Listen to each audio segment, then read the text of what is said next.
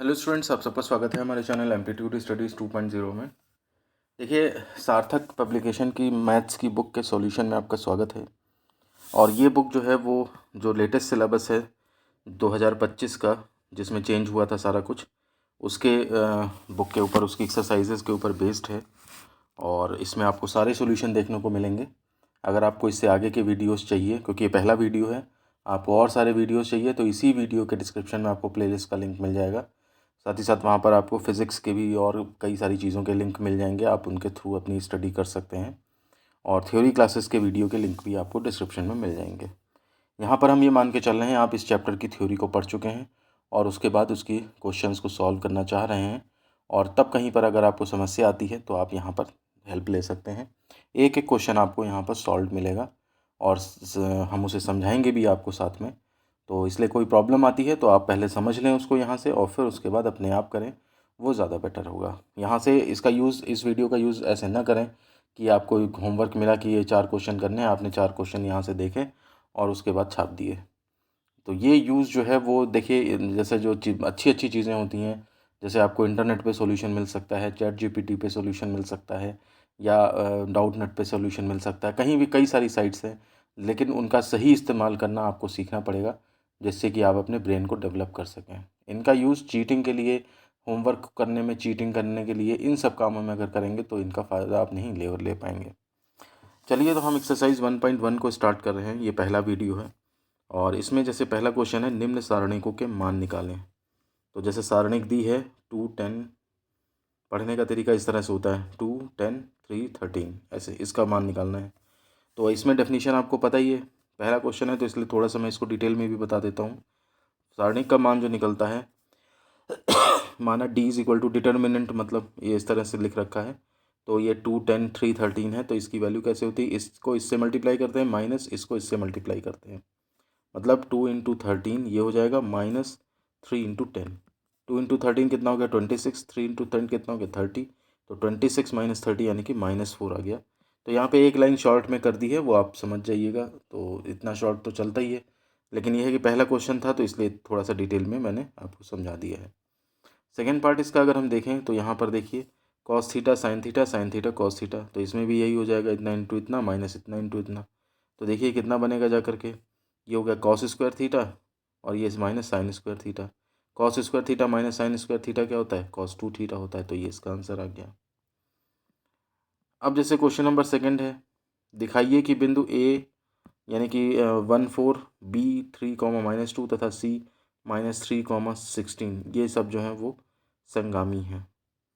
तो ये संगामी होने के लिए जो कंडीशन होती है वो आप ज़रा ध्यान से देखिए। तो देखिए, इसके लिए कंडीशन जो होती है, ये है, एक ये है, एक ये है। तो हम इनसे त्रिभुज बनाएंगे तो वो बनेगा नहीं, मतलब उसका त्रिभुज का क्षेत्रफल 0 होगा। अब जैसे मान लीजिए ये तीसरा बिंदु यहाँ पर ना हो करके, बल्कि ये पॉइंट यहाँ पे अगर होता, तो देखिए इनसे फिर एक ट्राइंगल बनता, उसका एरिया निकलता। लेकिन अगर ये पॉइंट यहाँ आ गया तो फिर अब इनसे एक सरल रेखा में तो त्रिभुज बन ही नहीं सकता, एक सरल रेखा ही बनेगी। तो उस केस में त्रिभुज का क्षेत्रफल जो है वो 0 होगा। अब त्रिभुज का क्षेत्रफल क्या होता है, तो अगर मान लिया सपोज करो आपके पास 3 बिंदु दिए हैं, उनसे त्रिभुज का क्षेत्रफल निकालना है, तो वो ये होता है, फॉर्मूला आप ध्यान रखिएगा, half x1 y1 1, x2 y2 1, x3 y3 1, ये फॉर्मूला होता है। और चूंकि इनसे बने त्रिभुज का क्षेत्रफल 0 होना है तो इसलिए इज इक्वल टू 0 कर दिया, और ये 2 जो है इधर ले आए हैं तो वो डिटरमिनेंट ही बची केवल, और ये इज इक्वल टू 0। तो कहने का मतलब है, अगर आपको ये बिंदु संगामी प्रूफ करने हैं तीनों, तो संगामी प्रूफ करने का मतलब ये है कि इनसे बने त्रिभुज का क्षेत्रफल 0 होगा, तो उससे ये डिटरमिनेंट 0 होनी चाहिए। अब इसके अंदर जो पॉइंट्स दिए हैं उनकी वैल्यू आप डाल दीजिए, x1 y1 की, फिर x2 y2 की, है ना, और x3 y3 की, वो लिख भी रखा है हमने कि ये वैल्यू दी हैं, इनकी वैल्यू हमने इस डिटरमिनेंट में डाल दी है। अब डालने के बाद या तो आप इसे एक्सपेंड कर दीजिए सीधे, जैसे प्रथम पंक्ति के खिलाफ, मतलब अगेंस्ट इसका विस्तार कर दिया है। तो विस्तार करने का क्या तरीका होता है, 1 ये ले लिया, फिर इसका -2 × 1 -1/1 × 16 ये हो गया, फिर इसका -4 यहाँ पे ले लिया, तो इसके रो कॉलम हटाइए तो 3 × 3 और +3 × 3, ठीक है ना, माइनस होता है वैसे, लेकिन माइनस माइनस यहाँ पे प्लस हो जाएंगे, और फिर +1, और इसके बाद यहाँ पे इसको छोड़ेंगे तो 16 × 3 = 48 -3 × 2 = 6, ठीक है ना। इस तरह से आप इसको विस्तार कर दीजिए तो ये 0 आ जाएगा, 0 = 0, इसका मतलब दिए गए बिंदु संगामी है। ठीक है ना। और या फिर आप ऐसा कर सकते थे कि इसमें से ये 1 1 1 तीनों दिख रहे हैं तो R2 tense to R2 minus R1 कर लीजिए, है ना। इसमें से जब R1 घटा देंगे तो ये आपका 0 बन जाएगा। और फिर ऐसे ही R3 में से R3 tense to R3 minus R1 ये कर लीजिए, तो यहाँ भी 0 बन जाएगा। फिर आप केवल C3 के अलॉन्ग एक्सपेंड करेंगे तो एक ही बार, मतलब इतना बड़ा कैलकुलेशन नहीं होगा। लेकिन यहाँ पर देखिए बात वही पड़ती है, ये कैलकुलेशन या तो बचा लो या फिर वो प्रोसीजर कर लो। तो बात उतनी पड़ती, कैलकुलेशन कर लोगे तब भी 3 लाइन लगनी है और ये प्रोसीजर अप्लाई करोगे तब भी 3 लाइन लगनी है। तो बात यहाँ पे बराबर है। तो चाहे आप डायरेक्ट खोल दीजिए, चाहे आप जो है वो ये ऑपरेशंस करके फिर उसके बाद खोल दीजिए। 0 आना है और संगामी प्रूफ हो जाना है। तो ये इस तरह से क्वेश्चन नंबर 2 जो है वो हमारा कंप्लीट हो जाता है। इसके बाद आता है सारणिक। तीसरा क्वेश्चन है सारणिक 1 4 7 2 5 8 3 6 9 में अवयव 1 6 एवं 7 के लघु घटक ज्ञात करिए। और दूसरा पार्ट है 1 2 3 के सहखंड ज्ञात करिए। तो लघु घटक में क्या होता है, उस रो और कॉलम को छोड़ के बाकी जो डिटरमिनेंट बचती है वो लिख देते हैं। अब जैसे यहाँ पर देखिए 1 का लघु घटक लिखना है तो 1 की रो 1 का कॉलम छोड़ दीजिए। 5 8 6 9 ये आपका 5 8 6 9 ये बन गया। इसकी वैल्यू सॉल्व कर लीजिए तो ये हो जाएगा आपका कितना, 9 5 45 ये हो गया, माइनस 6 8 48 यानी कि -3 आ गया।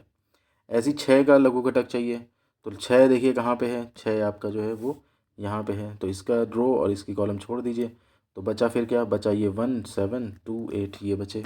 तो वही हमने यहाँ पे लिख दिया 1 7 2 8, है ना। उस तरह से इसी तरह से 7 का निकाल सकते हैं। अब सहखंड की बारी आती है, 1 का सहखंड निकालिए। तो 1 का देखिए कहाँ है, ये है 1 का सहखंड जब निकालना है तो लघु घटक में ही चिन्ह आ जाता है। अब चिन्ह या तो आप जो है वो सीधे इसका लिख दीजिए, पहला है तो ये प्लस ही होगा, नहीं तो फिर इसका तरीका जो बताया है थ्योरी क्लासेस में, 1 का सहखंड निकालना है तो ये -1 to the power i plus J होता है। जो एलिमेंट है आपका वो किस रो में है, आई वो यहाँ पे होता है, किस कॉलम में है, जे यहाँ पे होता है। और फिर उस रो कॉलम को छोड़ के जो भी लघु घटक आया है वो आगे लिख देते हैं। तो ये तो आगे -3 हो गया, यहाँ पे +1 आया तो -3 ही यहाँ पे आपका सहखंड बन जाता है। ऐसे ही अगर हम बात करें 2 की, 2 पे निकालना है 2 का, तो यहाँ पर देखिए ये प्लस होता है ये माइनस होता है, तो माइनस और फिर उसके बाद 2 का रो कॉलम छोड़ दीजिए तो 4 7 और 6 9 ये इस तरह हो जाएगा, ठीक है ना। तो 6 9 छक 54 -7 छंग 42 और माइनस आगे लगा ही है, 54 -42 यानी 12 और माइनस का, तो माइनस का 12 इस तरह से आ जाएगा। तो वही देखिए यहाँ पे ये गलत हो गया क्या, 9 चौक 36, अच्छा 36 -42 था, ठीक ठीक गलत कर गए हम। तो इस वजह से यहाँ पे देखिए माइनस का 6 और इस तरह से जो है ये आपका आ जाता है इस तरह 6। 3 का इसी तरह से सेकंड निकालना है तो वो भी आप आराम से निकाल सकते हो। अब चौथा क्या है, निम्न सारणियों का, सारणिकों का, सारणी नहीं होता है सारणिक होता है, निम्न सारणिकों का विस्तार के द्वारा मान निकालें, मतलब ओपन करके वैल्यू निकालनी है। तो फर्स्ट पार्ट है 2 4 5 6, तो आपने 2 6 जा -5 4 जा ये कर दिया। सेकंड पार्ट है 3/3 का है, तो इसमें आपने जो है वो जो भी रो ले लीजिए, ऐसी रो लीजिए जिसमें 0 ज़्यादा हो, लेकिन यहाँ तो हमेशा हर एक में एक ही मिल रहा है। तो प्रथम पंक्ति के सापेक्ष कर दिया आपने, तो 0 के साथ तो 0 ही हो जाएगा सब कुछ। -2 आएगा आपका, ये देखिए -2 इंटू समथिंग और +7, आप इसको खोल के इसको देख लीजिएगा।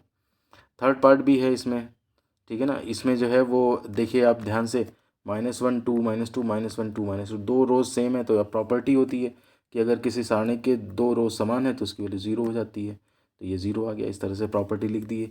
तो तृतीय पंक्ति समान है इसलिए इसकी वैल्यू 0 हो जाएगी।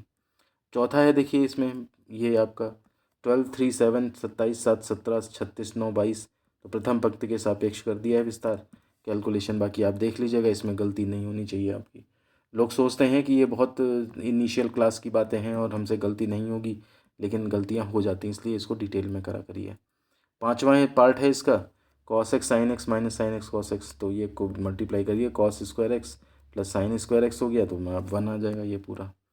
सिक्स्थ पार्ट है a plus i b c plus i d minus c plus i d और a माइनस आई बी। तो इसमें क्या है, इसको इससे मल्टीप्लाई, इसको इससे मल्टीप्लाई करिए, ठीक है। फिर जो भी है जहाँ पे आई स्क्वायर बनेगा उसको आप जो है वो -1 कर देंगे, ठीक है ना। बाकी ये जहाँ जहाँ पे भी आई स्क्वायर बन रहा है वो बाकी आई वाला टर्म कैंसिल हो जाएगा, तो ये आपका a square plus B square plus C square plus D square आ जाता है। कैलकुलेशन है सामने, आप उसका स्क्रीनशॉट लेकर के आराम से कर सकते हैं। उसमें हम एक एक स्टेप में जाएंगे तो फिर तो आपका टाइम ज़्यादा लगेगा।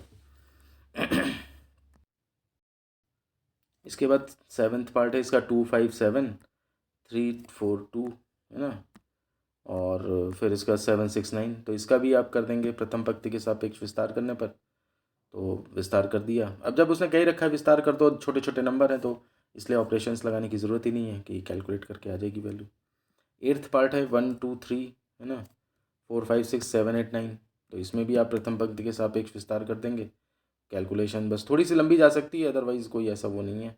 तो इस तरह से आपके 4 क्वेश्चन जो हैं वो कंप्लीट हो जाते हैं। वीडियो अब जो देखिए 10 मिनट लगभग हो गए, 11 मिनट हो गए हैं। तो अब इस वीडियो को हमें यहीं पे रोकना होगा और इसके आगे के क्वेश्चन हम नेक्स्ट वीडियो में करेंगे।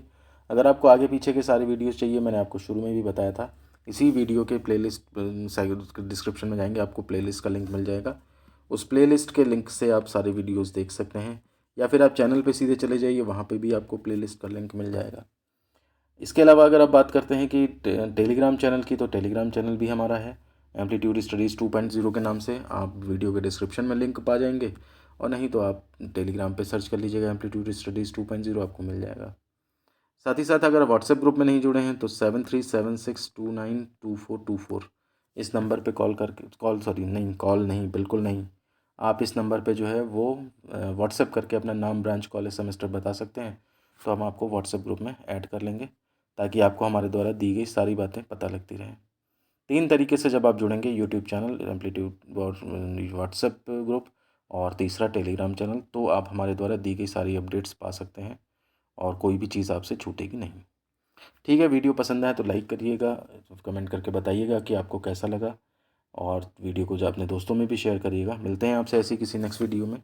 धन्यवाद।